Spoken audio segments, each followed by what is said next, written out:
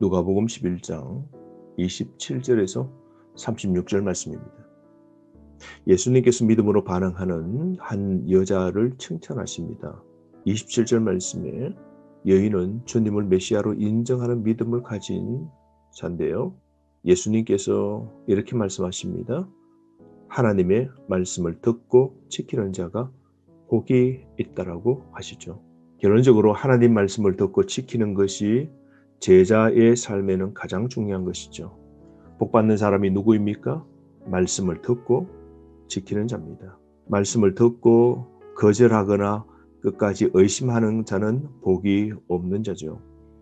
그러므로 28절 말씀을 듣고 순종하는 사람이 복되고 35절, 36절처럼 그런 사람은 빛으로 가득 채워지는 인생이 된다라고 말씀하십니다.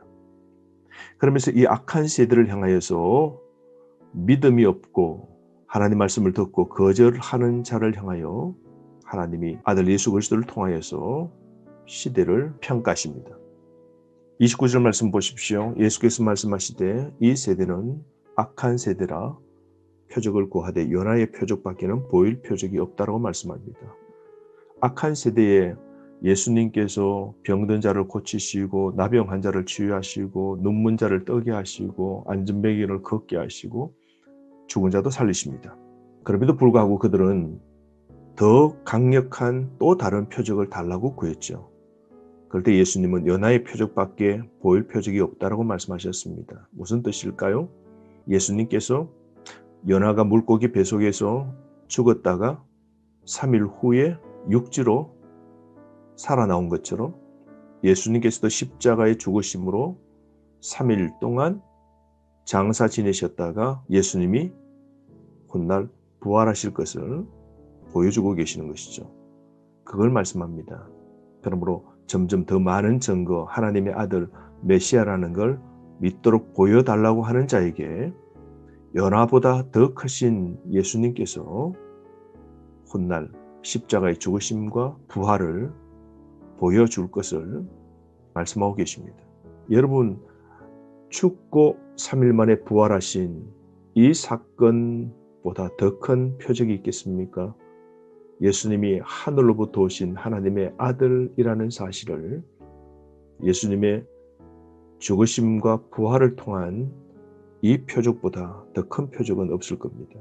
그래도 십자가의 죽으심과 부활을 의심하거나 십자가에서 예수님을 죽인 유대인들을 보십시오. 끝까지 복음을 거절했던 사람들이지 않습니까? 그러므로 30절 말씀, 요나가 니느웨 사람들에게 표적이 된 것 같이 인자도 이 세대에 거하리라 말씀합니다. 하나님의 아들이라는 큰 증거는 부활입니다. 31절 말씀, 심판대에 남방유황이 일어나 이 세대 사람들을 정죄하리니 이는 그가 솔로몬의 지혜로운 말을 들으려고 땅끝에서 왔음이거니와 솔로몬보다 더 큰 이가 여기 있으며. 무슨 뜻입니까? 서바라는 남방 지역에서 온 이 여왕은 2000km의 먼 거리를 솔로몬의 초청 없이도 솔로몬의 지혜를 구하기 위하여 찾아와서 솔로몬에게 지혜를 듣고 그를 칭찬한 것, 그 사건을 말하고 있습니다. 하물며 이 시대는 솔로몬보다 더 큰 지혜이신 예수님이 와 계심에도 불구하고 이들은 지혜로운 말을 들으려고 하지 않는 것이죠. 예수님 시대의 사람들은 정말 악한 세대였습니다. 오늘도 여전히 동일합니다. 이 시대의 악한 사람들은 예수님의 지혜로운 말씀을 들으려 하지 않습니다. 우리는 진정한 믿음으로 듣는 신앙의 자세가 필요한 것이죠.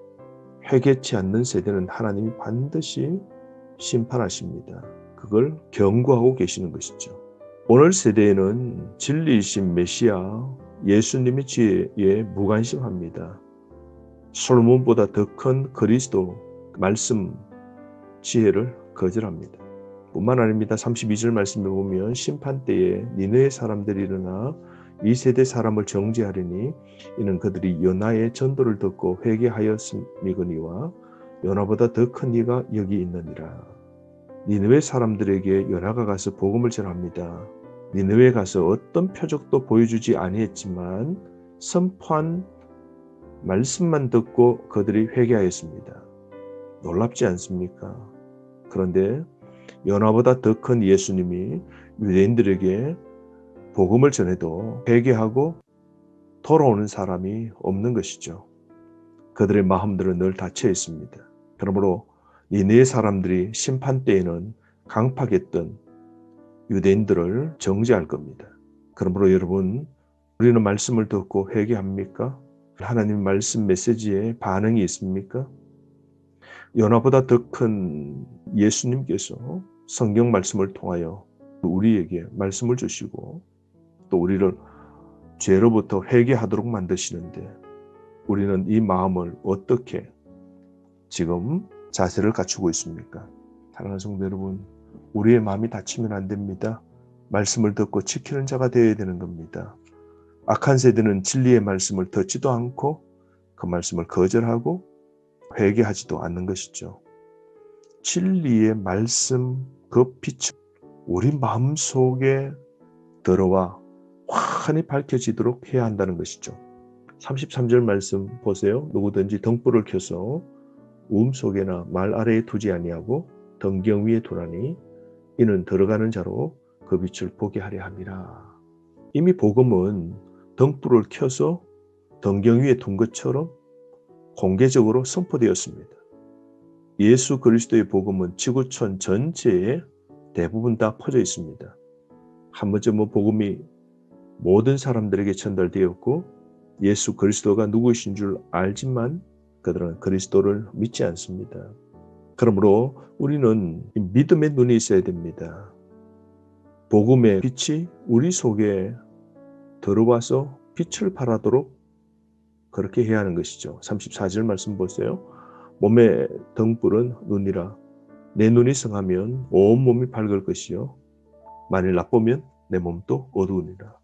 건강한 눈을 가질 때 환한 빛을 보게 되는 것이죠. 진리에 집중하는 것, 이게 건강한 눈 아닐까요? 그러나 병든 눈도 있겠죠. 세상이나 재물 중심에 두는 악한 눈은 진정한 빛을 보지 못하게 되는 겁니다. 그러므로 복음, 예수 그리스도, 이 빛을 우리가 볼 수 있는 건강한 눈이 되어야 됩니다. 오늘도 건강한 눈으로 말씀을 매일매일 묵상하면서 말씀의 빛 환하게 볼 수 있는 그런 영안의 눈이 우리에게 있어야 되지 않겠습니까? 35절 그러므로 내 속에 있는 빛이 어둡지 아니한가 보라. 예수님의 사역과 복음을 수용하는 자, 그 심령 속에는 빛이 있는 것이죠. 그러므로 여러분, 내 마음속에 복음의 빛이 환하게 비추고 있는지 살펴보아야 됩니다. 병든 눈, 어두운 눈으로 가득 찬 몸을 조심해야 됩니다. 하나님 없으면 복음이 없게 되고 복음이 없으면 우리 심령은 내 속은 깜깜한 동굴이 되는 겁니다. 건강한 눈을 가질 때 우리는 큰 빛을 볼 수 있는 것이죠. 예수 그리스도는 받아들여야 하는 빛인 겁니다. 그러므로 36절 내 온 몸이 밝아 조금도 어두운 데가 없으면 등불의 빛이 너를 비출 때와 같이 온전히 밝으리라. 우리의 마음이 어떻게 되어야 될까요? 온전히 다 밝아야 되겠죠. 마음이 정결해야 됩니다. 오늘도 성령의 기름으로 우리 심령 속이 환하게 빛이 밝혀지도록 해야 되지 않을까요? 불신앙 등 어두움은 받아들이지 말아야 됩니다. 오늘 하루 마음의 등불 점검해보며 내 마음속의 빛 환하게 비출 수 있고 복음과 그리스도 앞에 반응하고 예수 그리스도 복음을 붙잡고 그 말씀을 듣고 지키는 삶 살아가기를 바랍니다. 복 있는 사람으로 오늘 지혜를 갖고 살아가는 저와 여러분 되기를 바랍니다. 하루 말씀으로 승리하십시오.